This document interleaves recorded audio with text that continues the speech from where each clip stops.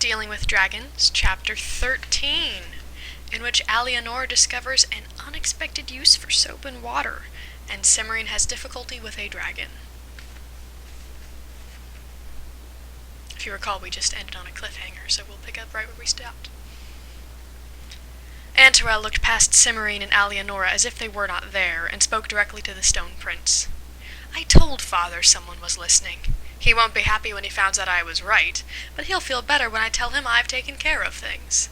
He might even let me have the first look in the King's crystal once Warog gives it to us." "So that's what you're after," Cimorene said. Antarel favored her with a superior smile. "Quite right, Princess Cimorene. The King's crystal will show us the whereabouts of every piece of useful and interesting magic in the world. All we'll have to do is go out and pick them up." "Somehow I don't think it will be that easy," Cimorene murmured. "We knew Tarkaz would never give it to us, but Warog will, as soon as he's king of the dragons. He'll have to, or we'll tell everyone how we were the ones who made sure he was the new king. Of course, we can't afford to have anybody around who might make awkward revelations. I doubt the dragons will listen to a couple of hysterical princesses, but he," Antarel pointed to the Stone Prince, "will have to go." "What are you going to do?" Alianora demanded. She was plainly frightened, and Cimorene could see that her knuckles were white with the force of her grip on the handle of the scrub bucket. "Oh, gravel seems appropriate, don't you think?" Antarel said. "No one will notice a few more rocks around here." "Ought I to be taking this person seriously?" the Stone Prince said in a rather doubtful tone. "You'd better if you don't want to end up as a lot of little pebbles," Alianora answered. She still sounded frightened, but she seemed to be getting a grip on herself. "He's a wizard." "You wouldn't be talking about gravel if you were the one who had to sweep the floor," Cimorene said to Antarel. She stepped forward as she spoke, hoping to get between Antarel and the Stone Prince before Antarel noticed what she was doing. She didn't think Antarel was a good enough wizard to do any real harm, but there was no point in taking chances. "Stay where you are, Princess Cimorene," Antarel commanded. "I'll deal with you in a moment." "Must you be so theatrical?" Cimorene said. "Theatrical? You think I'm being theatrical?" Antarel said furiously. "I am simply showing a proper respect for the importance of this moment." "You're showing off," Cimorene said flatly, "and you're not doing it very well."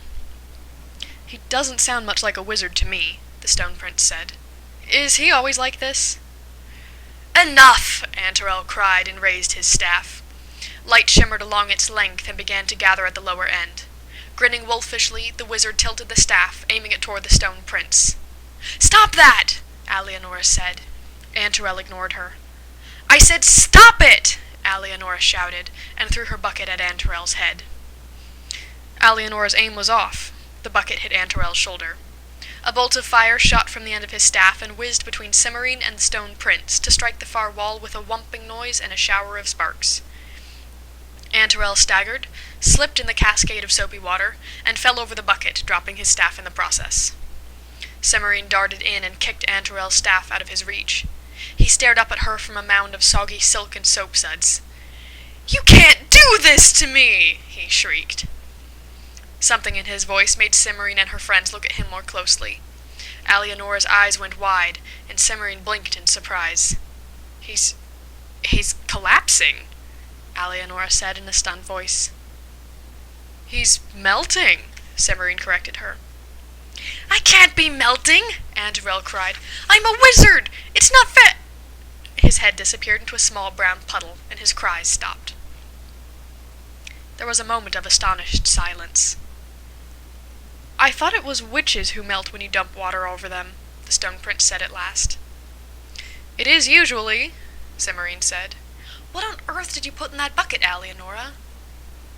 "Just water and soap and a little lemon juice to make it smell nicer," Alianora said. Said Cimorene, thinking hard. "I'll bet there's a simpler way of melting wizards, but we don't have time right now to figure out what it is. How many buckets can you get hold of in a hurry?" "Buckets?" Alianora said. "2, counting this one. And I suppose I could borrow one from Helena, that's 3. And I've got 2 in the kitchen, and I expect the iron kettle is big enough. That's 6 altogether, 2 for each of us. You will help, won't you?" Cimorene asked, turning to the Stone Prince. "Of course," the Stone Prince assured her. Help with what? Stopping those wizards, Cimorene said. We can't let them make Warog the next king of the dragons by trickery. I don't see how we can stop them, Alianora said. We can't possibly get to the Ford of Whispering Snakes before the trials start, and even if we could, we don't know where the wizards will be hiding. If we tell the dragons that Warog's trying to cheat, they'll stop the trials, Cimorene said with more confidence than she felt. That will give us time to find the wizards, and I've got a way to get us to the ford. You go start collecting buckets. I'll meet you at your place after I get the things I'll need from Cazzel's. What about... Alianora gestured with distaste at the wet, messy lump of robes in the center of the puddle that was all that remained of Andorel. We'll clean it up when we get back, Cimorene said. This is more important. Alianora nodded, and the three left the banquet room. The Stone Prince decided to accompany Alianora, since he was not a fast walker, and Cimorene had farther to go. Cimorene left them when they reached the main tunnel and ran back to Cazzel's cave. There she went straight to her room and opened the drawer where she kept odds and ends. In the back left-hand corner, carefully wrapped in a handkerchief, were the 3 black feathers she had taken from beneath the left wing of the bird she had killed in the enchanted forest. She shoved the whole packet into her pocket without bothering to unwrap it, and went on into the kitchen to collect her buckets. Then she hurried through the tunnels to Warog's cave, where Alianora and the Stone Prince were waiting. When Cimorene arrived, she found the Stone Prince pumping water to fill Alianora's 3rd bucket, while Alianora mixed soap and lemon juice into the 2nd. Cimorene set her pots and pails next to the pump and went to help Alianora. Now what? Alianora said when all the buckets were full of cleaning mixture. Cimorene reached into her pocket and dug out the package. Gently, she unfolded the handkerchief and removed one of the feathers, noticing as she did that the package also contained the pebble she had picked up in the caves of fire and night. If we each take 2 buckets, can we still link elbows without spilling too much? She asked. Alianora and the Stone Prince looked at each other, shrugged, and picked up 2 buckets each. Cimorene took the last bucket and the iron pot, holding the handle of the pot with only 3 fingers so that she could keep a grip on the feather with her thumb and forefinger. A series of awkward maneuvers followed, as Alianora and the Stone Prince tried to link elbows with Cimorene without losing their balance or dropping one of their buckets. In the process, Cimorene's skirt got soaked. It's a good thing I'm not a wizard, Cimorene said. Ready? Here we go. She twisted her hand toward the edge of the iron pot and let go of the black feather. I wish we were at the Ford of Whispering Snakes, she said as the feather fell, and the room dissolved around them. They materialized at the very edge of a river, on a flat, narrow rock that jutted out over the water, and Alianora immediately slipped on the wet stone.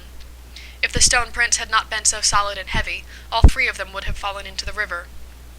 As it was, it took Cimorene and Alianora several seconds to regain their balance. When she was finally sure of her footing, Cimorene breathed a sigh of relief and quickly looked about her. The Ford of Whispering Snakes was crowded. Dragons of all sizes and shades of green lined the banks of the river and filled the spaces beneath the towering trees of the enchanted forest. On the far bank, a pale dragon was poring over a parchment list that Cimorene thought she remembered seeing during one of the many errands she had run the previous night. All the dragons seemed to be talking at once, and none of them noticed Cimorene and her friends.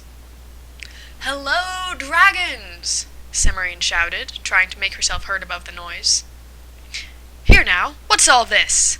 an olive-green dragon on the bank demanded, turning. "Someone's trying to sneak a look at the trials." "Sneaks!" hissed a soft but nonetheless clearly audible voice from somewhere near Cimorene's feet. Cimorene jumped and looked down, but though she craned her neck to see all around her, she could not find the second speaker. "Get rid of them before Traum comes back with Colin's stone," another dragon advised. "We aren't trying to sneak in, and we don't care about watching the trials," Cimorene said, wishing she dared to look around for Cazzel. "We came to warn you about the wizards." "Wizards," the soft voice echoed. "Wizards?" the olive-green dragon said skeptically. "There aren't any wizards here." "No, but they figured out some way of interfering with your choice of the next king," Cimorene said. "They're hiding somewhere. You have to put off the trials with Colin's stone until we can find them and stop them. If you'll just tell Cazzel we're here—" "Put off the trials?" the olive-green dragon interrupted. "Impossible. They've been underway for half an hour. We can't just stop in the middle. Who are all you people, anyway?" A flicker of motion caught Cimorene's eye, and she looked down just in time to see a thin red snake dart from one clump of weeds to the next. "Sneaks," whispered the soft voice an instant later. "Sneaks and wizards." "I wasn't asking you," the dragon said severely in the general direction of the snake. "And whatever they are, they certainly aren't wizards." "They look like somebody's princesses to me," a blue-green dragon said. "Pity that. It would be so much simpler to eat them and get them out of the way." "Are you sure?" said a third dragon. "The one on the end doesn't look like a princess." "I'm beginning to think this wasn't such a good idea," the stone prince said. "Well, he may not be a princess, but he doesn't look edible either," the blue-green dragon pointed out. "And these other two are definitely princesses. You can't go eating them out of hand." "Princesses," hissed the voice from under the rock.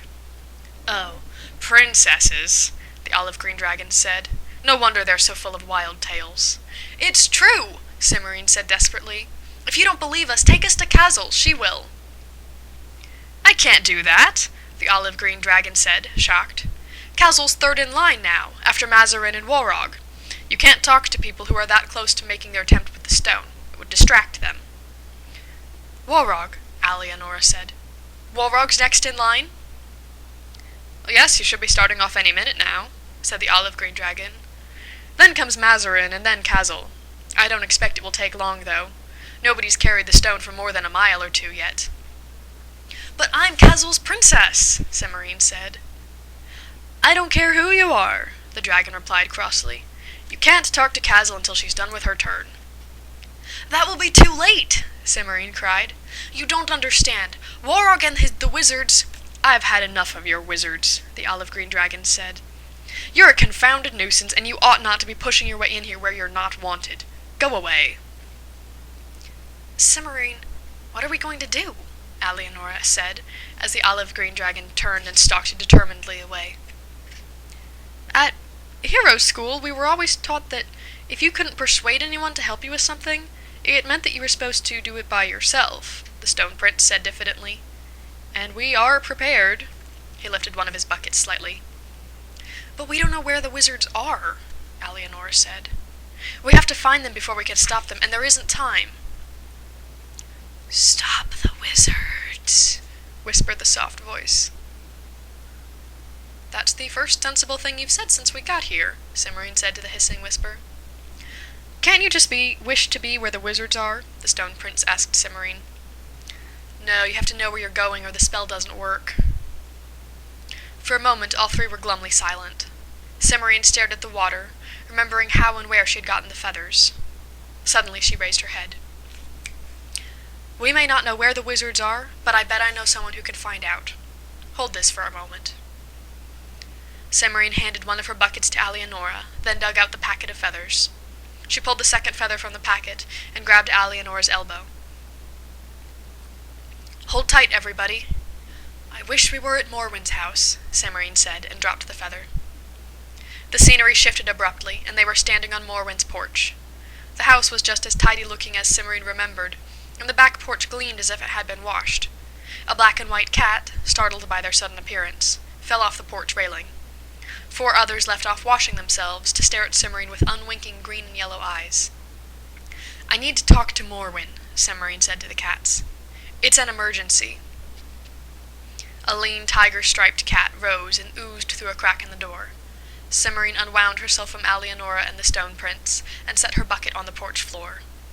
"I hope this works," she muttered to herself, as Alianora and the prince placed their buckets beside hers.